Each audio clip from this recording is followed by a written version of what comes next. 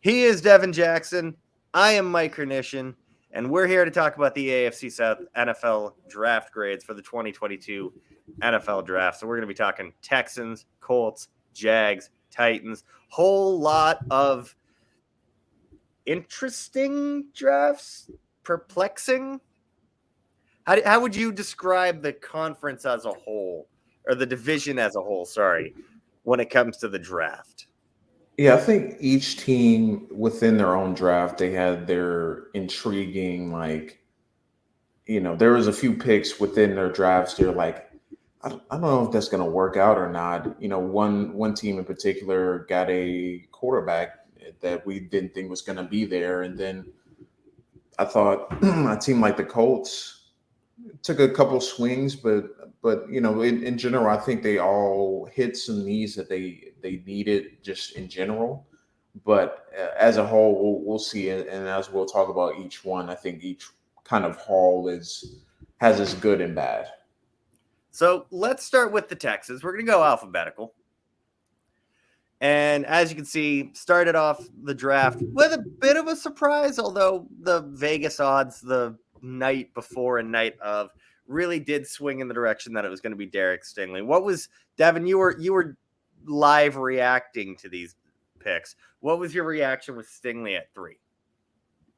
Yeah, to me, I think it just seemed like that was trending the days coming up to the draft, and you know what, I like it. You get a when healthy, a lockdown corner that can take away one side of the field, and I think for the Texans, they desperately needed that. They needed a lot of pieces coming into the 2022 draft, but I think when you get a bona fide lockdown potential corner that can match your bet or the other team's best receiver and take them away, I think you that's worth a top 3 pick. So I ended up loving the pick for Houston, and I think it makes sense.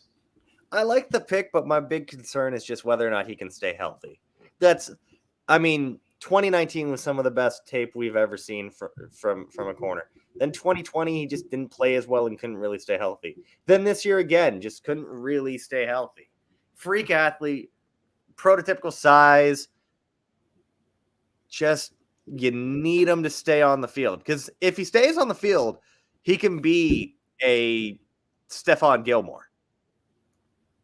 But if he can't stay healthy, we might have problems. Yeah, I mean, health is going to be a big question with a lot of not a lot of first round picks, but this is the second year in a row that a first round pick has gone first round, and he wasn't completely healthy. Saw Caleb Farley, who another team in this division took last year. So we'll see what happens. But if he's healthy, I think the Texans won't regret that pick. Now, Kenyan Green going 15, I liked, because again, I was of the belief that Houston just needed to add good football players with high floors everywhere, and Kenyan Green is the quintessential high floor interior offensive line. Just plug him in next to Laramie Tunsil and just run the ball 40 times and just have fun running behind those two guys. I don't really care that it was somewhat of a reach. Again, they just needed good football players. This dude's a mauler in the run game. Run game could genuinely help out Davis Mills developing. Do I think he's going to be the long-term quarterback there? No, but also Kenyon Green, just, again, solid football player. Probably a 10-year starter in the league. Getting him at 15, I'm totally fine with that. Yeah, to me, it's better than reaching on someone else or reaching on like a Trevor Penny, even though it's not really a need for them. So you get your guard that can plug and play and move on. But Jalen Petrie pick for me, it's Brand probably guy my for both. favorite one. Yeah, it's Brand guy probably for both. It was the Texans that rated our draft board this year. You know what? I knew it wasn't going to be the Vikings this year. The Vikings have been rating our draft board for too many years. And now it's a new regime. It's the Texans now that are Nick Caserio subscribes to Blue Chip Scouting. You should as well. Yeah, Petrie was an excellent pick because they did have Tyrann Mathieu for a short bit of time, and I to me, forgot I about don't. that. Yeah, no, but to me, I don't think this is direct comp. You can use them in that type of role where you can throw him back in on the back end as a safety, put him in the nickel, use him all over the field and be someone that can take away the ball. I mean, he had 6 takeaways last year at the college level, and he's just a playmaker. So you add him to Stingley in that secondary, it's a really bright future for him. It's like the NFL kind of learned that maybe they shouldn't have let Chauncey Gardner-Johnson fall to day 3, so they're just like, Jalen Petrie round 2, let's go. Yeah, and I think probably the Texans jumping up to get him. I think I would assume that, or no, they didn't jump up to get him. But I mean, no, but they, you know what, getting him at 37. Listen, on film, yeah, sure. Is it a bit of a reach? Fine. But again, needed solid football players. They needed a playmaker in the secondary. By the way, trying to decide which one you're going to throw it on when you have Derek Stingley Jr. and Jalen Petrie. I mean, if those guys both hit, that's a terrifying duo. Yeah, I mean, it's a success already. And to me, I think Kenyan Green really, I don't see him necessarily missing. I mean, unless he just doesn't stay healthy. I think those top 3 picks are about as good as you can get. Moving on to their next 2, we'll start to speed this up because we're already about 6 minutes in and we have 3 more teams we got to talk about. But John Mechie coming off the ACL tear, I have no concerns about his ability to come back and be a solid contributor on offense. I don't think he's ever going to be a wide receiver 1, and that's fine. He can be a high-level wide receiver 2. Also, the Texans and Lovie Smith, even though he's an offensive coach, Lovie Smith loves receivers that can block. John Mechie, being a Canadian wide receiver, I tell you this, Devon, from experience, if you don't know how to block as a receiver that's Canadian, you don't see the field. Because in Canada, they don't throw the ball at all. Like you'll go through a college season where the quarterback throws 100 times, and that's an air raid offense up here. So he's familiar with the concept of blocking. He'll win himself a lot of fans. And he'll probably get some special teams play early as well. Christian Harris, if he develops, his play recognition to a point where a simple play action doesn't send him 15 yards in the wrong direction, they might have something there. It's just going to take some coaching. I think that Lovie Smith is a good defensive coordinator for him to get that coaching. I thought the Damian Pierce pick was a bit of a reach. Thomas Booker, I'm fine with, and then I don't know anything about Tegan Quatoriano or Austin Dekulus. So I feel I send the floor over to you with those picks. Yeah, I don't know about the Tegan pick because I only saw him. You didn't even try the last name. No, don't even have time for that. Coward. But no, coward. This is a no cowards channel, sir. Anyway. I haven't watched him, so I really don't have an opinion on him. I know he was at the Shrine Bowl, but that's really all I know. And then Austin Dekulus, he's a solid, interior offensive lineman. I think he's more of a depth piece. I don't think he's ever going to be a full-time starter, but I think he can provide depth along that offensive line and can step in when needed. But I see him more as a career backup that can come in and keep you steady, but not starter material. And then, sorry, I totally just bypassed your ability to talk about Mechie, Harris, Pierce, and Booker. So, any final thoughts on those guys?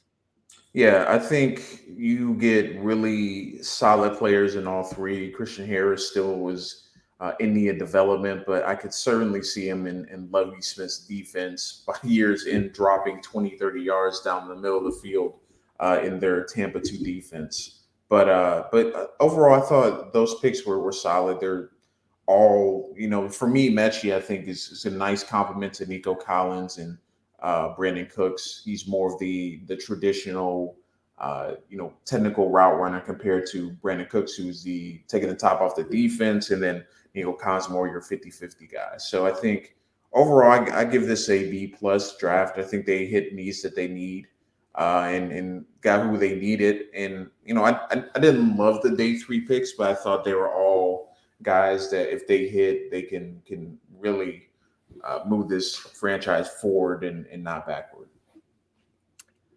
Devon, I must be feeling super Canadian because I'm being very friendly. I gave them an A. I like this draft. They needed good players. They got good players with every pick. other than Quatoriano, and the only reason I say that is I have no idea who he is.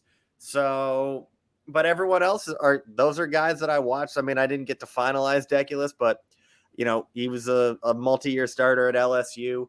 There's no real cautionary tale with this class, and there have been with a lot of the other ones we've talked about on this channel. The big thing is just, man, you just hope to God that Derek Stingley stays healthy and regains some of that form we saw from him a couple years ago. But I gave it an A.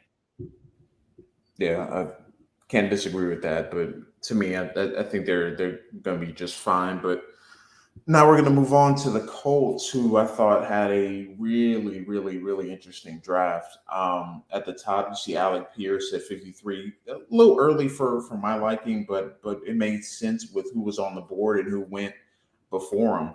You had George Pickens. He was taken after Wan'Dale Robinson and Tyquan Thornton. Yeah, so in the grand scheme of things, it was not a big reach compared to those two. But yeah, I do like the fit. And honestly, I think he has a chance to be a immediate impact player. Because when you look at the receiver depth chart he's a freak on the Colts, too. Yeah, you look at the depth chart on receivers. I mean, Paris Campbell can't stay healthy, but you have Michael Pittman Jr., who was a stud.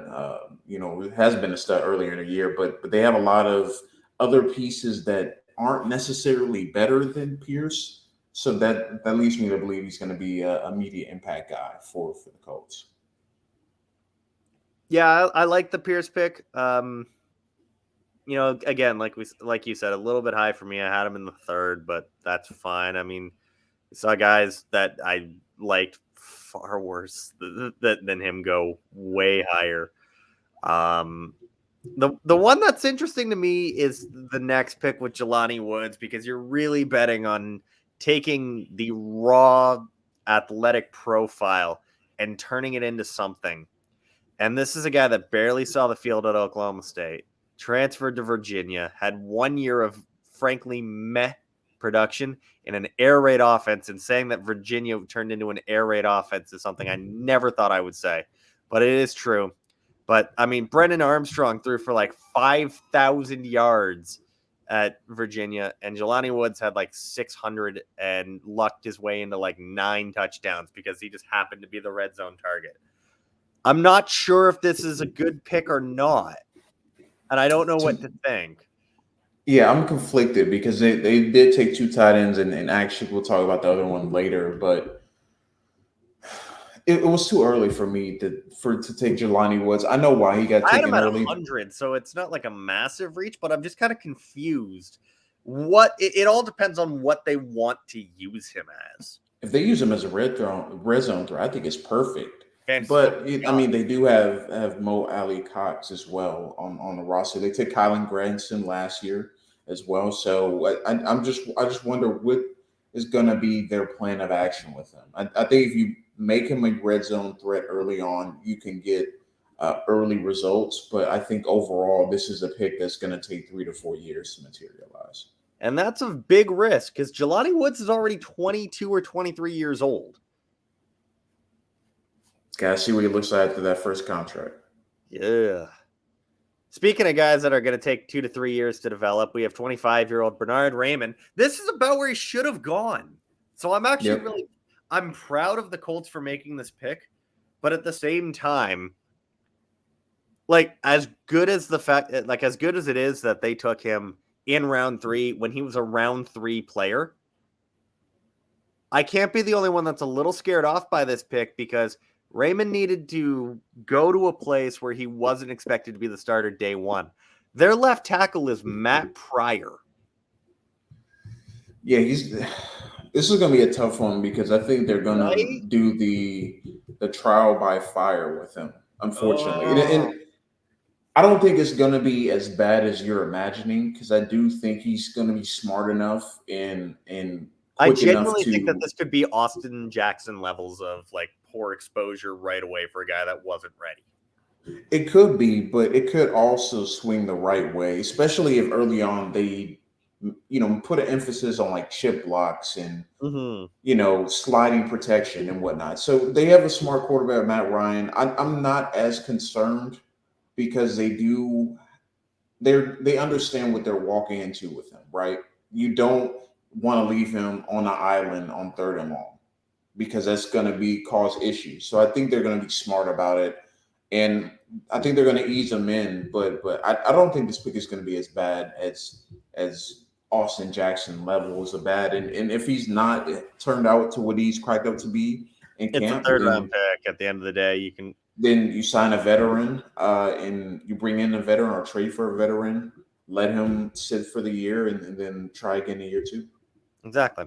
I think their best pick actually comes at pick 96 and Nick Cross.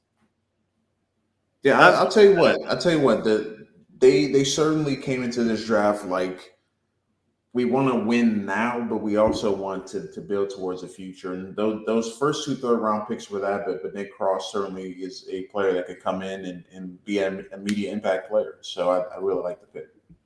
And then I'm going to be totally honest with you, Devin. I don't know anything about Eric Johnson, Andrew Ogletree, Curtis Brooks, or Rodney Thomas. So these all just feel like your guys.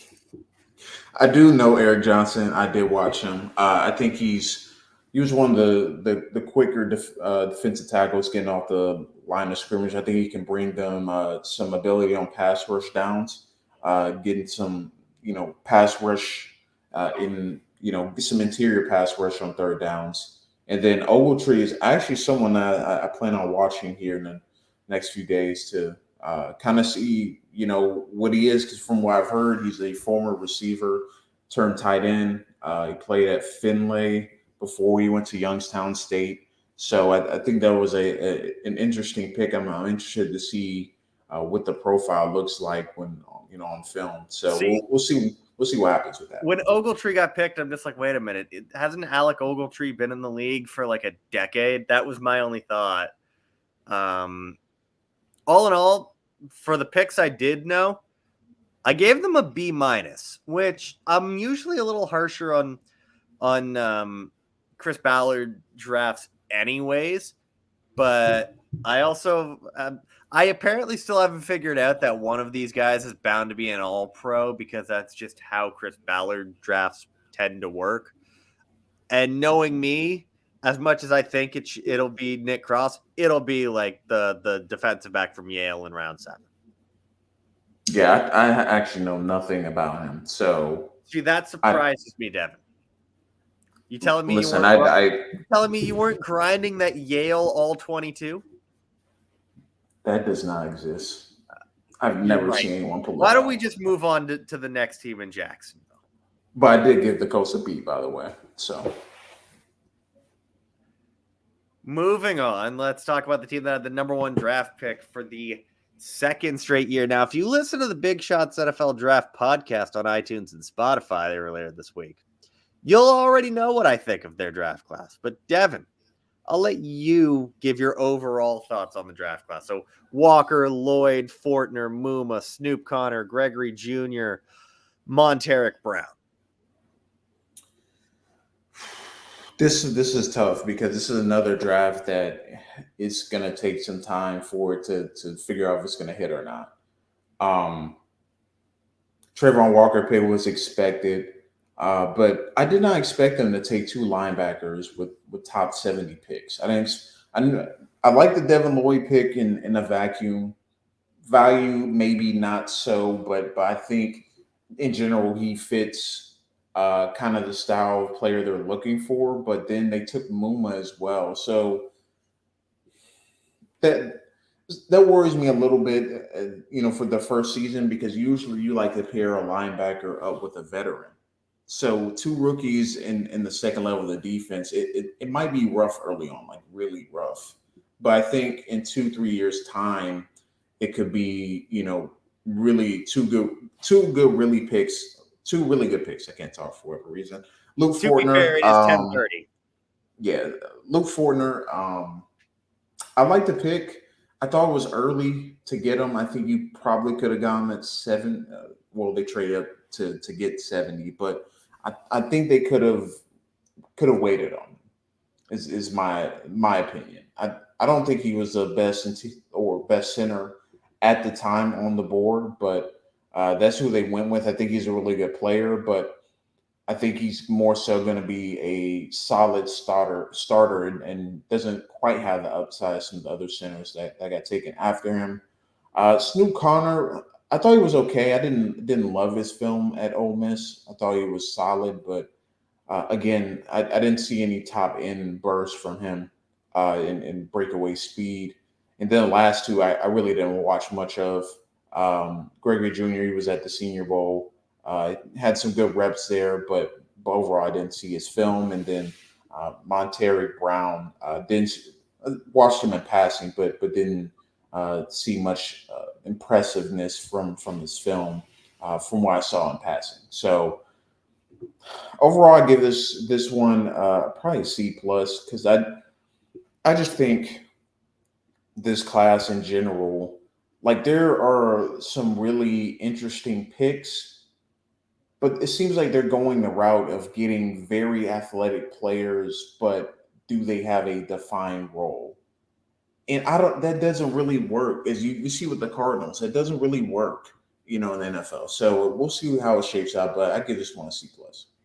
Yeah, I gave it a C. I don't like this draft. I don't. And listen, I understand Trayvon Walker was going to go number 1. We all knew that. But when you watch the film, he's a run stopper. And since when are run stopping defensive ends number 1 overall picks? This isn't 1984 anymore.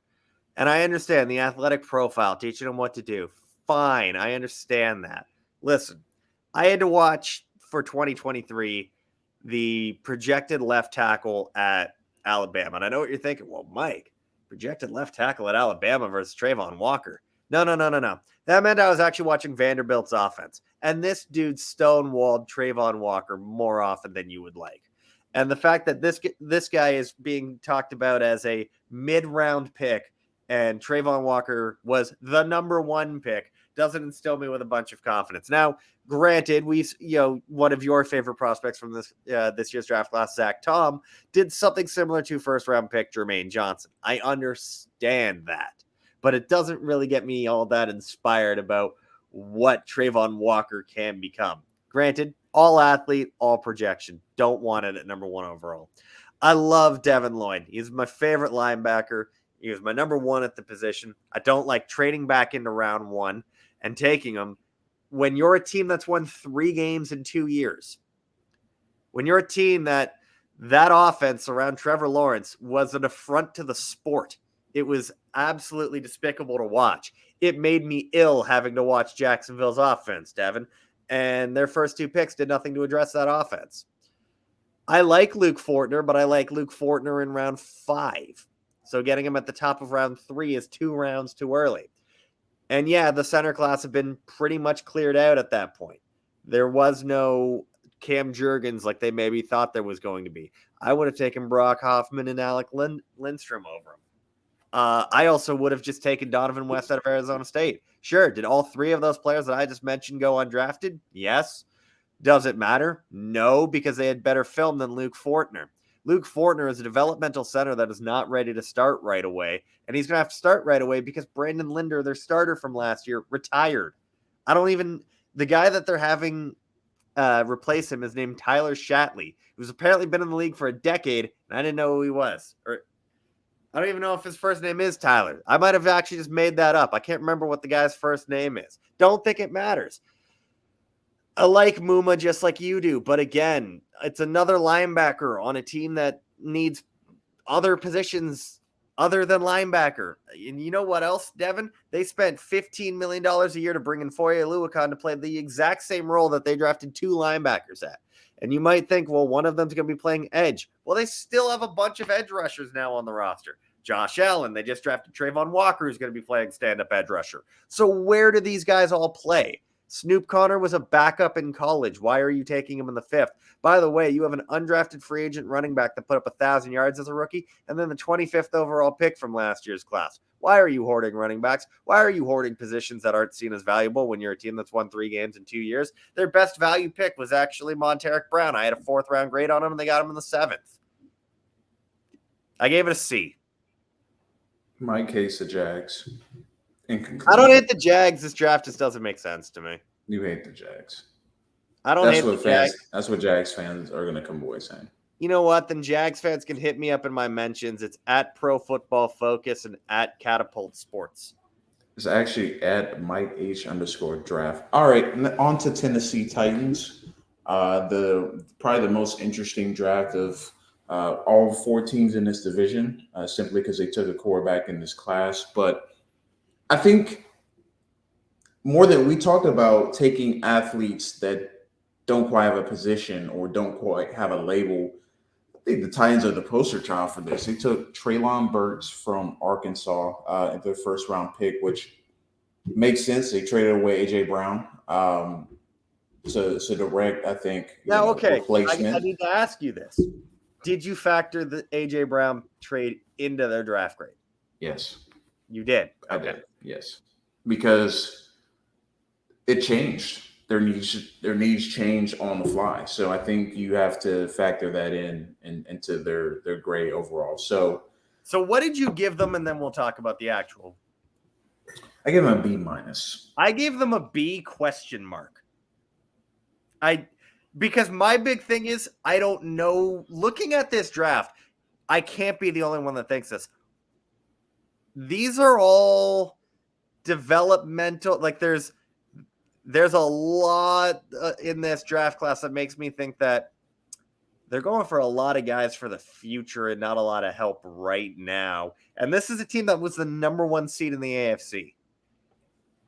I think they realized that last year was their ceiling.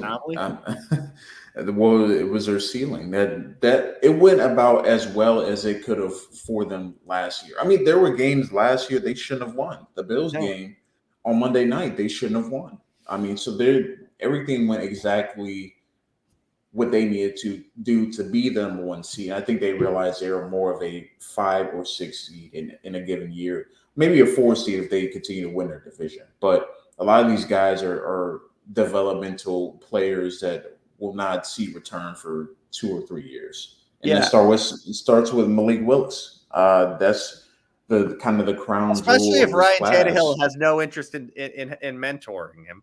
Oh boy, please save that. Save it. I've seen enough takes on that over the last couple of days. But you look at Chig Okonkwo from Maryland, Kyle Phillips.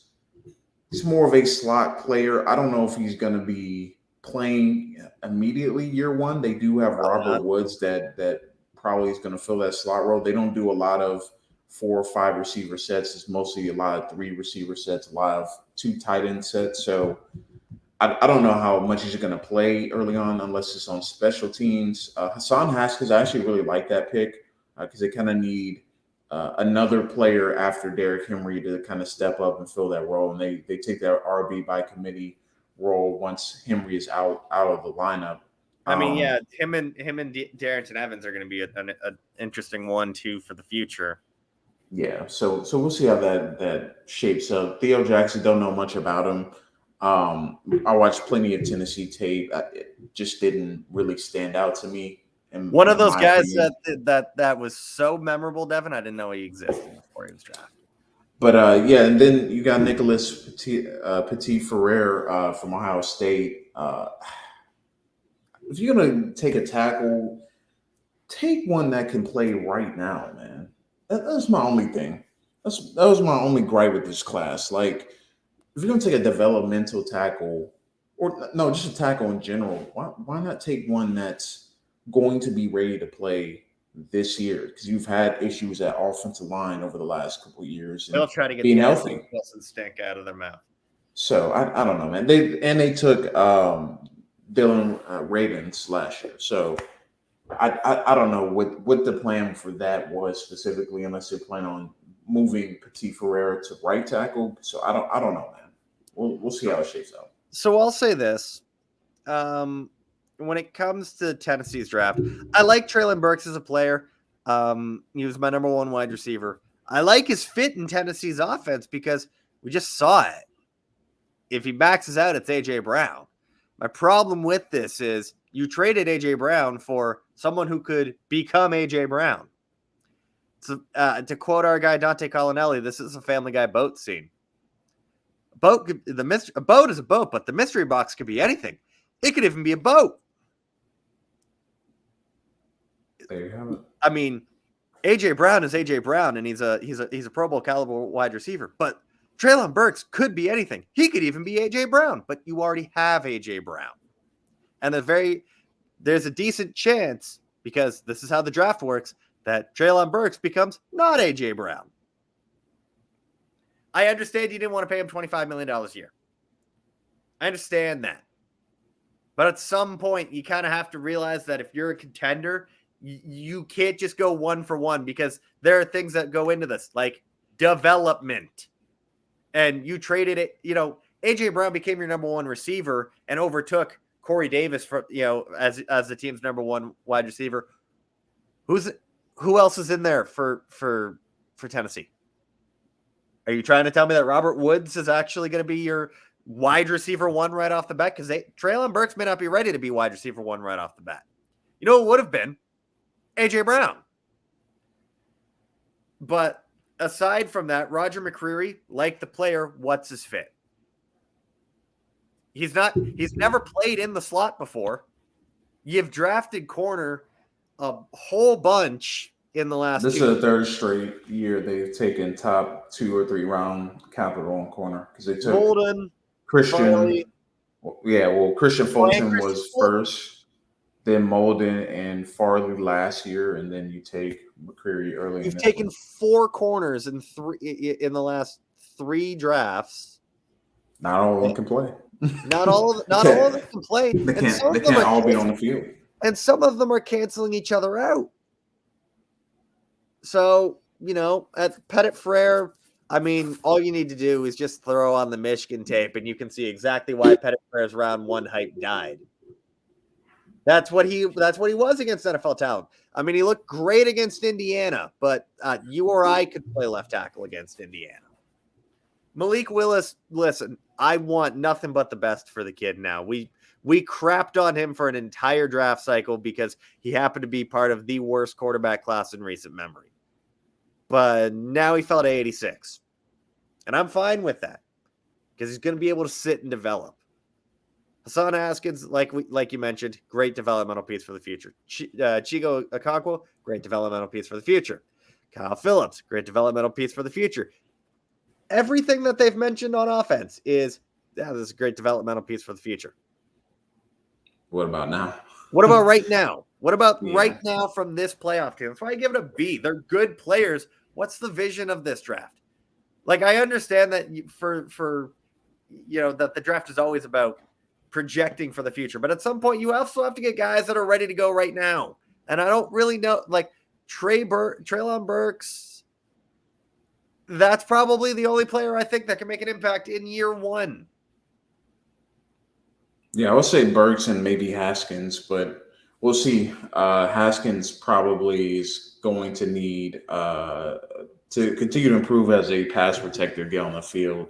And plus, they do have Derrick Henry. So I think when you have Derrick Henry, get on small spots. Yeah. All right, Devin, anything else you want to say before we hop on off? Nope. I mean, like I said, this was a class. Well, this is why I said, they're great individual picks. I feel like in every single team in this division, but collectively, a lot of them are projecting to the future. So I guess they're trying to weather the storm of the AFC powers right now, because I mean, if we're being honest, none of these teams are really going to be able to stick with Buffalo or Kansas City. So maybe it's a smart move, and there, since they understand the scope. I mean, outside of Jacksonville, none of them really have their quarterback of the future. So with Tennessee, we'll see if Malik Wilkes is at. But I mean, you don't see it with the Colts. They have Matt Ryan, but he's not going to be here in 3-4 years. And then Houston, we'll see with Davis Mills, but I don't think he's the franchise quarterback. But like I said, we'll see. But a lot of these teams seem like they're building for the future, which makes a lot of sense with the current AFC. I'll put it to you this way. The too long didn't read summaries of this. Houston loved the draft because they got good players and they needed good players at every single position. With Indy, It's a Chris Ballard draft. Stereotypical Chris Ballard draft. Jacksonville, like the players, hate the idea, hate the roster construction methodology behind it. And then Tennessee, fail to understand the vision. I think that's a pretty solid way of summing these classes up. What do you think? Go with me. All right. Let's get on out of here. Mike H_draft for me. Real D_Jackson for him. We'll be back with another video tomorrow.